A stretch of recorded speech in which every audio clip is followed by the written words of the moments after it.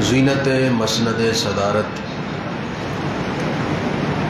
پیر طریقت حضرت خواجہ غلام قطب الدین فریدی صاحب،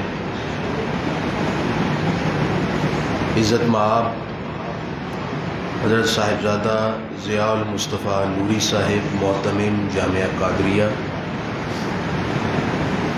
دیگر اصحاب علم و دانش اور میرے قابل صد تکریم صاحبزادہ محمد امجد قریشی صاحب، صاحبزادہ محمد عاصم قریشی صاحب، جناب پروفیسر محمد سلیم صاحب اور دیگر قابل صد تکریم اور تعظیم حضرات اور سامعین، میرے لیے سعادت اور اعزاز کی بات ہے کہ میں حضرت قبلہ سفیر عشق رسول مفسر قرآن جناب ڈاکٹر محمد اسحاق قریشی قدس سرہ العزیز کے عرس مقدس کی اس متبرک محفل میں حاضر ہوں۔ ڈاکٹر صاحب ایک ہمہ جہت شخصیت کے حامل تھے۔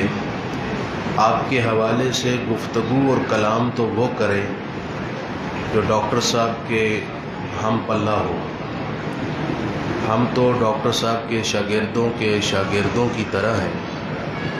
ہم تو صرف اس لیے حاضر ہوئے ہیں کہ اس متبرک محفل میں اس برگزیدہ ہستی کے ذکر کی برکات سمیٹ سکیں۔ اللہ تعالیٰ ڈاکٹر صاحب کی خدمات دینیہ قبول فرمائے اور آپ کے درجات بلند فرمائے۔ اس بات پہ کوئی شک و شبہ نہیں ہے کہ قبلہ ڈاکٹر صاحب کی شخصیت اس حدیث کا مصداق ہے جس میں آقا رحمت صلی اللہ علیہ وسلم نے فرمایا، مثل الجلیس الصالح و جلیس السوء کحامل المسک و نافخ القیر، کہ اچھے مصاحب، اچھے دوست، اچھے رفیق کی مثال اس طرح ہے جیسے آپ کسی عطار کے قرب اور مجلس میں بیٹھے ہوں، جیسے مشک اور عنبر کے قریب آپ بیٹھیں گے تو آپ کو خوشبو ہی آئے گی۔ بلا شک و ریب ڈاکٹر صاحب کی خوشبو ان کے پاس بیٹھے ہوئے ہر شخص کو محسوس ہوتی تھی۔ ڈاکٹر صاحب کی مجلس جو بھی اٹینڈ کرتا، وہ مجلس مختصر ہو یا طویل مدت ہو، ڈاکٹر صاحب اسے اپنے فکر و نظر سے متاثر کرتے، قریب بیٹھے ہوئوں کو ملت اسلامیہ کے لیے کچھ کر گزرنے کی ترغیب دیتے۔ ڈاکٹر صاحب ایک تحریکی شخصیت تھے۔ ڈاکٹر صاحب ایسی فکر کے حامل تھے کہ جن سے کچھ کیے بغیر رہا جا ہی نہیں سکتا تھا۔ اس لیے ڈاکٹر صاحب کی زندگی جہد مسلسل سے عبارت ہے، کبھی تحریر میں، کبھی تقریر میں، کبھی سیمینار میں، کبھی ورکشاپ میں، تو کہیں نہ کہیں بیزی رہتے اور اپنے قریب رفقا کو بیزی رکھتے۔ ڈاکٹر صاحب کی فکر و نظر سے ہر وہ شخص استفادہ کرتا، ایک موٹیویشن اور ترغیب حاصل کرتا جو آپ کے قریب بیٹھتا تھا۔ مجھے حدیث یاد آ رہی ہے، حضرت حذیفہ بن یمان آذربائیجان کے علاقوں کو فتح کرنے کے لیے آذربائیجان میں موجود تھے، اور آپ اپنے لشکر کے کمانڈر تھے۔ ایک جگہ پڑاؤ کیا، خیمے میں آرام کیا، فجر کا وقت ہوا، نماز کے بعد کچھ تسبیحات میں مشغول تھے تو ساتھ والے خیمے سے کچھ شور سنائی دیا۔ آپ اٹھے، جا کر دیکھا کہ دو لوگ آپس میں کسی بات پر جھگڑا کر رہے ہیں۔ ایک روایت کے مطابق وہ جھگڑا اتنا شدت پر مبنی تھا، قریب تھا کہ تلواریں نکل آتی اور چل جاتی۔ حضرت حذیفہ بن یمان نے انہیں روکا اور فرمایا کہ مسئلہ کیا ہے؟ ایک نے کہا جناب میں پڑھ رہا تھا قرآن مجید اور اس نے مجھے ٹوکا اور ٹوک کر کہا کہ تم فلاں لفظ صحیح نہیں پڑھ رہے، حالانکہ میں وہ لفظ صحیح پڑھ رہا تھا کیونکہ میں نے ایسے ہی پڑھتے ہوئے حضرت ابو درداء صحابی رسول کو سنا تھا۔ دوسرے صاحب نے کہا حضور یہ غلط پڑھ رہا تھا کیونکہ میں نے خود حضرت عبداللہ بن مسعود کو اس طرح پڑھتے سنا تھا۔ اب حضرت حذیفہ بن یمان نے دونوں سے فرمایا آپ نے کیا پڑھا؟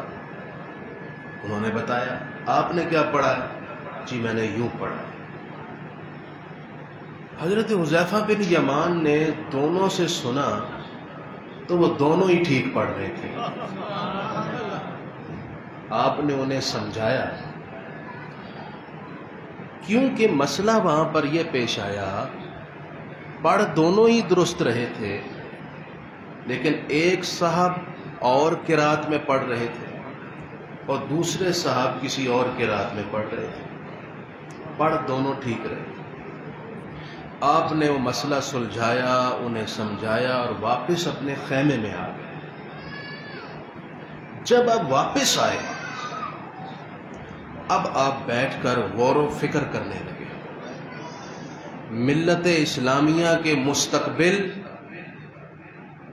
اور ملت اسلامیہ کے حال کے بارے میں سوچنے لگے کہ یہ لوگ تو صاحب زبان ہیں، قرات کے اختلاف کی بنا پر ان میں جھگڑا ہو گیا، یہی قرآن جب اجمیوں میں جائے گا جنہیں زبان کا اور مختلف قراتوں کا علم نہیں تو ان کا جو جھگڑا ہوگا وہ اتنا بڑا فتنہ ہوگا کہ ملت اسلامیہ کی جڑ کٹ جائے گا۔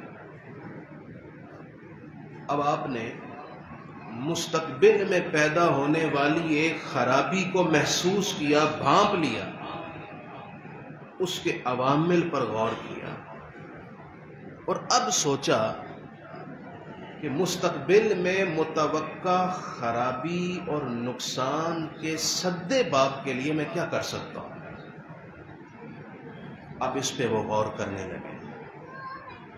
جنگ ہوئی، فتح یاب ہوئے، مدینہ منورہ پہنچے، دربار خلافت میں امیر المومنین حضرت سیدنا عثمان غنی رضی اللہ عنہ کی خدمت میں سارا واقعہ سنایا اور عرض کی حضور میرے خیال میں اس کی صورت نکالی جائے، میرا مشورہ یہ ہے کہ ایک ہی قرات پر قرآن کو جمع کر دیا جائے۔ حضرت عثمان غنی نے اکابر صحابہ کو بٹھایا اور فیصلہ یہ کیا کہ قرآن مجید کو ایک لغت قریش پر جمع کیا جائے، اور پھر اسی فیصلے کی روشنی میں جو قرآن لغت قریش پر جمع ہوا وہی آج ہماری مسجدوں میں تلاوت ہو رہا ہے۔ اب اس سارے واقعہ کے تناظر میں میرے نزدیک جو سب سے زیادہ قابل غور بات ہے وہ یہ ہے کہ حضرت حذیفہ بن یمان کا جو ذوق تھا، جو ان کی فکری توجہ تھی، اس نے ملت اسلامیہ کو مستقبل میں پیدا ہونے والی بہت بڑی خرابی سے بچایا۔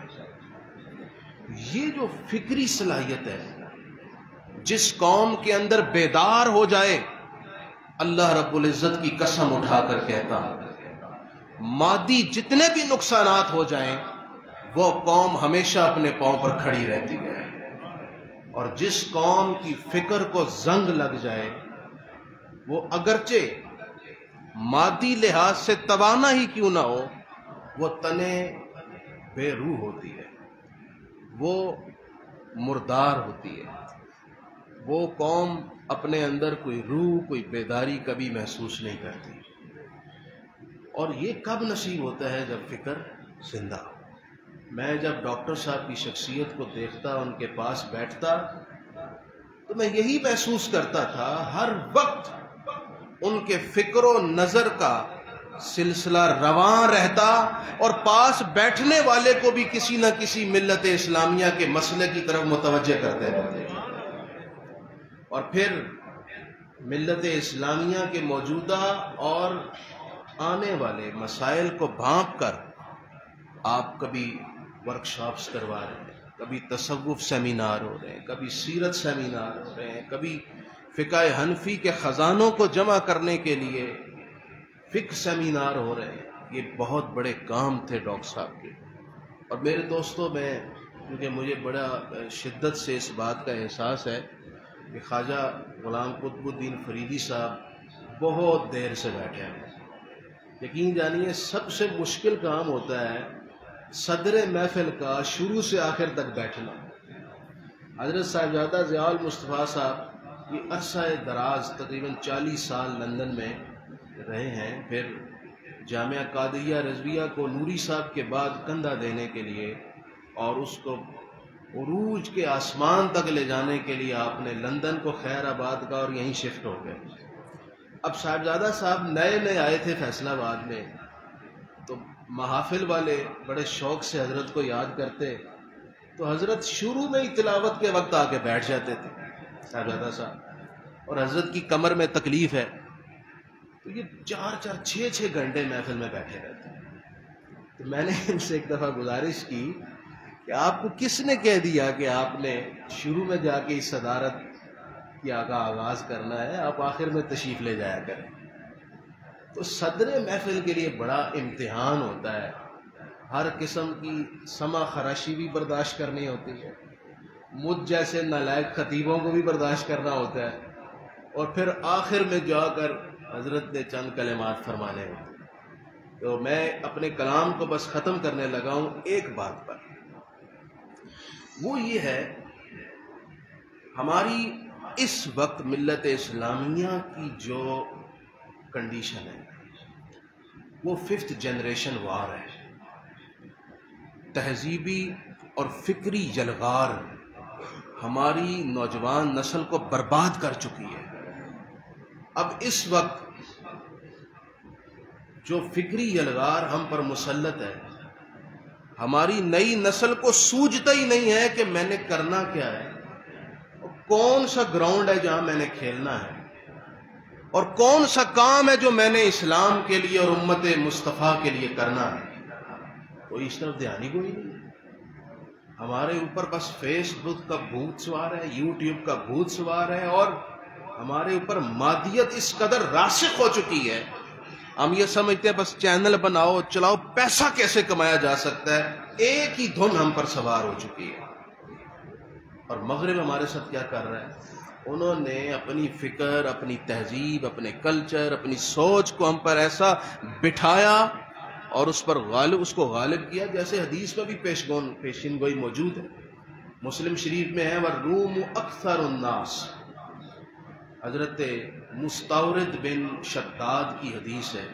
حضور نے فرمایا قیامت کے قریب روم، اس زمانے میں عیسائی تھے سارے، یہ جو نصارہ ہیں یہ تم پر غالب ہوں گے۔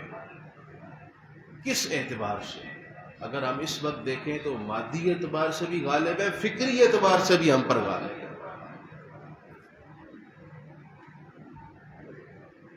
اب فکری اعتبار سے غلبے کا حال دیکھیں۔ اس وقت بنیادی انسانی حقوق کے نام سے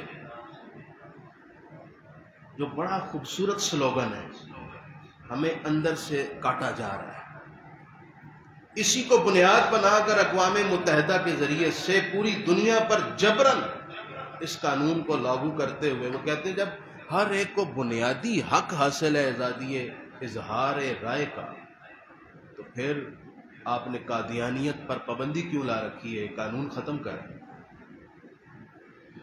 جب ہر ایک کو برابری کی سطح پر جینے کا حق ہے تو آپ کے ہاں صرف مرد کو ہی طلاق کا حق کیوں ہے؟ عورت کو بھی ہونا چاہیے۔ اس طرح کے شکوک و شبہات پیدا کر کے فکری طور پر ہمیں اندر ہی اندر کھوکھلا کیا جا رہا ہے، اور یہ آج سے نہیں ہے، یہ ہر دور میں مغرب کا ایک ایجنڈا رہا ہے، لیکن ہمارے اکابرین نے مقابلہ کیا تھا۔ آج ہم میں مقابلہ کرنے کی سخت نہیں ہے، توجہ نہیں ہے۔ آپ دیکھیں مامون رشید کے دور میں جب فطرہ خلق قرآن اٹھا، ایک طرف امام احمد بن حنبل کھڑے ہوئے اور دوسری طرف یونانی فلسفے اور منطق کی عقلی دلائل کا رد کرنے کے لیے انہی کی زبان میں حضرت امام ابو الحسن اشعری، امام ابو منصور ماتوریدی نے انہی کی زبان میں ان کا رد کیا، انہی کی لاجک میں ان کو سمجھایا، اور نتیجہ کیا نکلا؟ اتنا بڑا فتنہ ختم ہو گیا۔ آج مسئلہ یہ ہے کہ میرے یہاں پر بیٹھ کر تقریریں کرنے سے کوئی اثر نہیں پڑے، ہمارے اندر ان نوجوانوں کا تیار ہونا ضروری ہے، قومی سطح پر ایسی تربیت کا ہونا ضروری ہے جس تربیت کی روشنی میں ہم مغربی فکری یلغار کو انہی کی زبان میں جواب دے سکیں، اسی لاجک کے ساتھ اپنے پوائنٹ آف ویو کو پیش کر سکیں۔ شاہ ولی اللہ کی حجت اللہ البالغہ کو آج ہر ایک شخص کے لیے ضروری ہے کہ وہ بے ترتیب پڑھے، سمجھ اور فہم کے ساتھ پڑھے، اور اسلامی فلسفے کو بھرپور انداز میں پیش کر سکے۔ اور یہ جتنی باتیں میں کر رہا ہوں، یہ ساری باتوں کی فکر ہمیں ڈاکٹر صاحب سے لینا کرتی تھی۔ یقین جانیے ڈاکٹر صاحب کے جانے کے بعد ایسے لگتا ہے جیسے فیصلہ آباد یتیم ہو گیا۔ اللہ تعالیٰ ڈاکٹر صاحب کا ہمیں کوئی نعم البدل عطا فرما دے، اور ہماری تربیت کا سامان ہمیں عطا فرما دے۔ بہت شکریہ۔ اللہ تعالیٰ ڈاکٹر صاحب کے جانشینوں کو، ان کے تمام تربیت یافتگان کو ڈاکٹر صاحب کی یاد اسی طرح زندہ رکھنے کی توفیق عطا فرمائے۔ والسلام ورحمۃ اللہ۔